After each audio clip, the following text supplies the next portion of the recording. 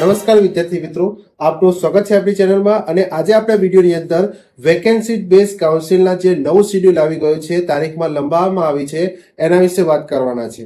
તો આ વિડીયોમાં તમને વેકેન્સી બેઝ કાઉન્સિલ રાઉન્ડ શું છે, તો વેકેન્સી બેઝ રાઉન્ડ એટલે કે જેટલી જગ્યાઓ ખાલી છે અંડર ગ્રેજ્યુએટ માટે, એટલે કે ધારો કે તમે બીએસસી, બીકોમ, બીબી આવા જે અંડર ગ્રેજ્યુએટના જે કોર્સો છે એમાં જેટલી પણ બેઠકો ખાલી છે, હવે તમે એવું ઈચ્છો છો કે હું એ કોલેજમાં જઈને મારી કોલેજ જે મારે પસંદ કરવી છે એ કોલેજમાં જઈને હું એડમિશન લઉં, તો સૌથી પહેલાં તમે શું કરી શકો છો કે જે કોલેજમાં તમારે એડમિશન લેવું હોય, કન્ફર્મેશન કરવું હોય, તો એ કોલેજમાં તમારે સૌથી પહેલાં જતું રહેવાનું છે અને ત્યાં પૂછવાનું છે કે મારા ચાન્સીસ છે કે નહીં, અથવા ત્યાં એટલી બેઠકો ખાલી હોય તો તમને ચાન્સ મળી શકે છે.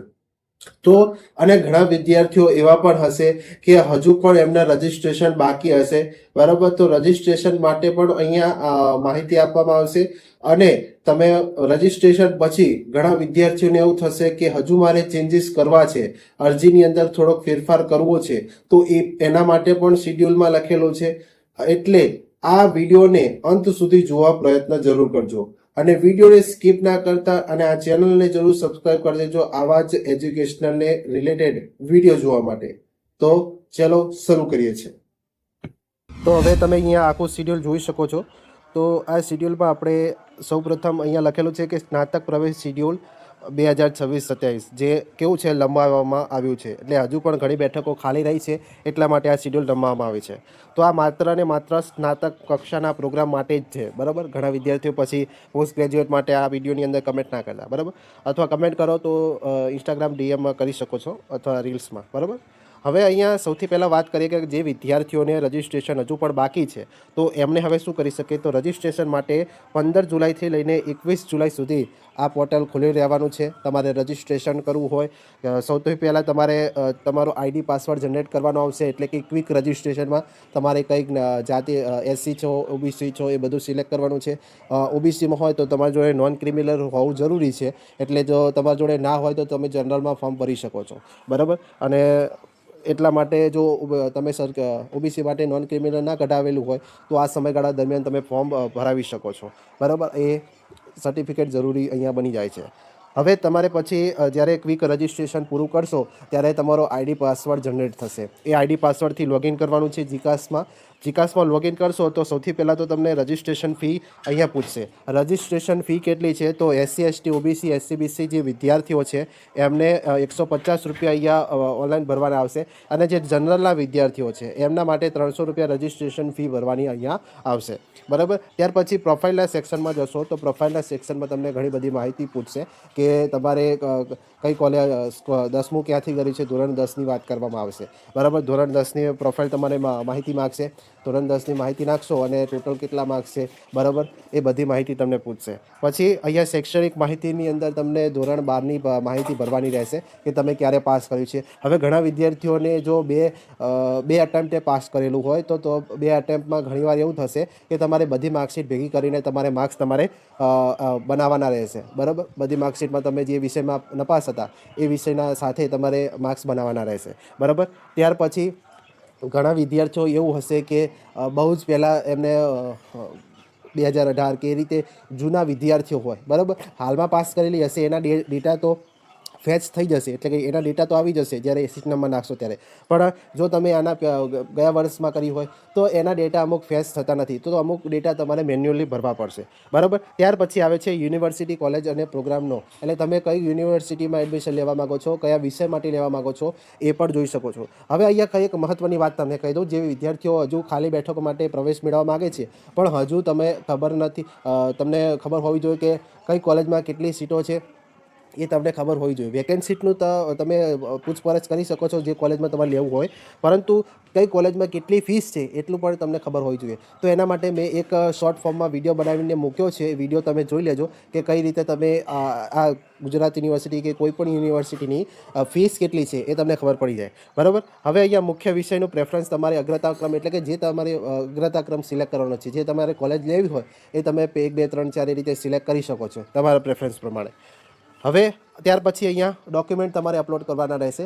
જો તમે સૌથી પહેલાં તો એની અંદર ધોરણ 10ની માર્કશીટને અપલોડ કરવાનું આવશે, ધોરણ 12નું માર્કશીટની અપલોડ કરવાના આવશે. અને જો તમે ઓબીસીની અંદર આવતા હોય, બરાબર, ઓબીસી એટલે કે એસસીબીસીની અંદર આવતા હોય તો એની અંદર તમારે જાતિનો દાખલો આવશે અને નોન ક્રિમિનલ સર્ટિફિકેટ અપલોડ કરવાનો આવશે. જો તમે એસસી જાતિમાં આવતા હોય તો એસસી જાતિનો જ ખાલી દાખલો અપલોડ કરવાનો રહેશે, બરાબર. પછી સ્કૂલ લિવિંગ સર્ટિફિકેટ આવશે, બરાબર. હવે અહીંયા જે શૈક્ષણિક માહિતી કે આગળ પ્રોફાઇલ પછી શૈક્ષણિક માહિતી ભરવાની હતી ત્યાં તમને શરૂઆતમાં જ તમારી ફોટો અને સિગ્નેચર એ જ કોલમમાં તમને જોવા મળશે, બરાબર. એ શૈક્ષણિક માહિતીની અંદર જ તમને ફોટો અને સિગ્નેચર પહેલાં માગી લેશે એટલે ફોટો સિગ્નેચર તમારે ત્યાં અપલોડ કરવાના રહેશે. ત્યાર પછી ફાઇનલ તમારે ચેક કરી લેવાનું છે, જે અરજી કરી છે એકવાર પ્રિવ્યૂમાં ચેક કરી લેવાની છે કે બધી માહિતી પ્રોપર ભરી છે કે નહીં. હવે ઓનલાઈન અરજી કરી દીધી, હવે જીકાસ પોર્ટલ પર તમારે સબમિટ કરવાનું છે, બરાબર. ટીક માર્ક કરવાનો આવશે, ટીક માર્ક કરીને તમે એ ફાઇનલ સબમિટ આપી શકો છો. ઘણા વિદ્યાર્થીઓ અહીંયા ફાઇનલ સબમિટ કરવાનું ભૂલી જાય છે, તો એ ખાસ ધ્યાન તમારે રાખવાનું છે.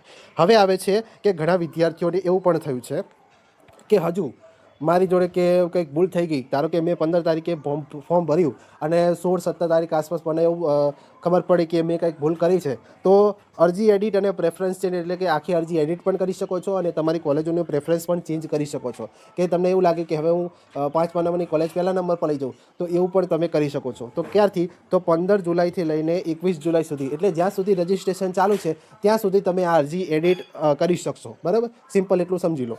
હવે અહીંયા અરજી એડિટમાં કેટલા 7 દિવસો પણ આપેલા છે જે રજિસ્ટ્રેશન માટે હતા. તો એની અંદર ઘણી બધી માહિતી આપી છે કે જે વિદ્યાર્થીઓ અગાઉ રજિસ્ટ્રેશનના રાઉન્ડમાં તેમની અરજી સબમિટ કરી છે પરંતુ અરજી એડિટ કરવાની રહી ગઈ છે અથવા કરવી છે, તો એમાં પ્રેફરન્સ ચેન્જ કરવા માટે કેટલીક માહિતી આપેલી છે, કેટલીક સૂચનાઓ આપેલી છે. પહેલી સૂચનાની વાત કરીએ તો અગાઉ પ્રવેશ રાઉન્ડમાં કોઈ યુનિવર્સિટી અથવા કોલેજમાં પ્રવેશ કન્ફર્મ કરાવેલો હોય તો સૌપ્રથમ પ્રવેશ કેન્સલ કરીને ત્યારબાદ અરજી એડિટ પ્રેફરન્સ ચેન્જ કરી શકાશે. હવે આ વેકેન્સી બેઝ તો ખરું, પણ તમે બાય ચાન્સ કોઈ કોલેજમાં તમે પ્રવેશ કન્ફર્મ કરાવી દીધો છે, આ વેકેન્સી બેઝ રાઉન્ડ પહેલાં તમે જો અગાઉના રાઉન્ડમાં, બરાબર, તમે પ્રવેશ કન્ફર્મ કરાવી દીધો હોય અને તમે અરજી એડિટ કરવા માગો છો, બરાબર. ઘણા વિદ્યાર્થીઓ એવું છે કે ધારો કે 3જા રાઉન્ડમાં કે 4થા રાઉન્ડમાં પ્રવેશ કન્ફર્મ કરીને બેઠા છે અને હવે એમને એવું ઈચ્છે છે કે મારે બીજી કોલેજમાં લેવું છે, તો તમે આ અરજી એડિટનો ઓપ્શન છે આ દિવસો દરમિયાન, તો અરજી એડિટ તમે કરી શકો છો. અને કન્ફર્મ કરવું હોય તમારે, બરાબર, એ કન્ફર્મ કરેલું હવે તમારે બીજી કોલેજ માટે એડિટ કરવું છે તો સૌથી પહેલાં તો પહેલું સ્ટેપ એ રહેવાનું છે કે તમે એડમિશન પહેલાં બીજા, ત્રીજા કે ચોથા રાઉન્ડની અંદર કન્ફર્મ કર્યું હોય તો એ એડમિશન કન્ફર્મનું કેન્સલ કરવાનું છે. કેન્સલ કરશો પછી જ તમે આ અરજી એડિટ અને પ્રેફરન્સ ચેન્જ તમે કરી શકશો. આ પહેલી સૂચના છે, બરાબર. જે વિદ્યાર્થીઓએ કન્ફર્મ કરી દીધું છે આગલા રાઉન્ડની અંદર, બરાબર, આ રાઉન્ડમાં તો તમે ફ્રેશ અપડેટ કરવાનો છો. હવે બીજી માહિતી પણ છે કે અગાઉના પ્રવેશ રાઉન્ડમાં કોઈ યુનિવર્સિટી કોલેજમાં પ્રવેશ કન્ફર્મ કરાવ્યો નથી. હવે ઘણા વિદ્યાર્થીઓ એવા પણ હશે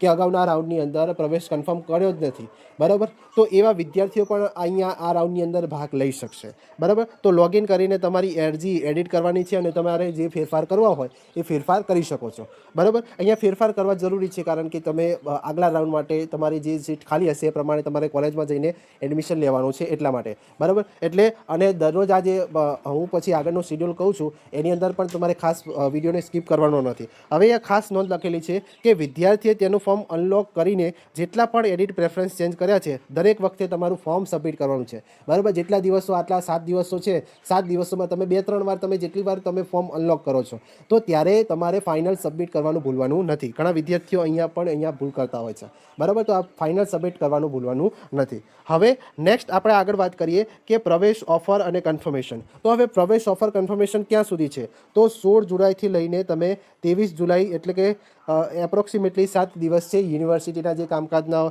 અથવા યુનિવર્સિટી અથવા જે કોલેજના કામકાજના દિવસો હોય એ સમયગાળા દરમિયાન તમારે ત્યાં જઈને પૂછવાનું છે કે એ કોલેજમાં એડમિશન લેવું હોય. જો સીટ ખાલી હશે તો તમારું એડમિશન તમે ત્યાં કરાવી શકો છો, બરાબર. અહીંયા યુનિવર્સિટી કોલેજો જે વિદ્યાર્થીઓને ક્યાંય પ્રવેશ મળ્યો નથી અને નવી અરજી સબમિટ કરી હોય કે પ્રવેશ કેન્સલ કરાવીને જે વિદ્યાર્થીઓ આની અંદર આવશે એમને ઓફર કરશે, બરાબર. તો એમને સતત મેરિટ આપશે એટલે કે આ જે 7 દિવસ છે 16થી લઈને 23 જુલાઈ સુધી 23 જુલાઈ સુધી અહીંયા તમને ઓફરો કરશે. અહીંયા દરેક દિવસે તમને 6 કલાકે ઓફર અપડેટ થતી જોવા મળશે. બરાબર, તમારા પોર્ટલમાં તમારે જોતું રહેવાનું કે તમને ઓફર થઈ છે કે નહીં.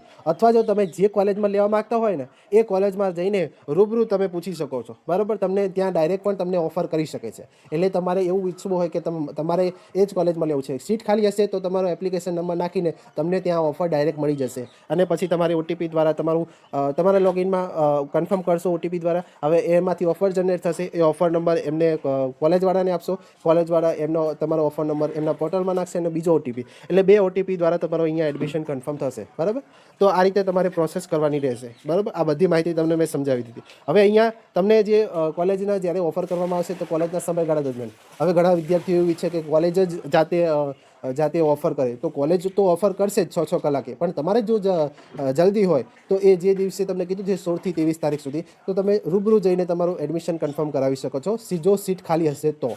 બરાબર, તો આ રીતે તમારે ઓરિજિનલ ડોક્યુમેન્ટ સાથે રિપોર્ટિંગ પણ કરાવવાનું છે એ જ કોલેજની અંદર. એવું નહીં કે બીજી કોલેજમાં તમે રિપોર્ટિંગ કરવા જાઓ.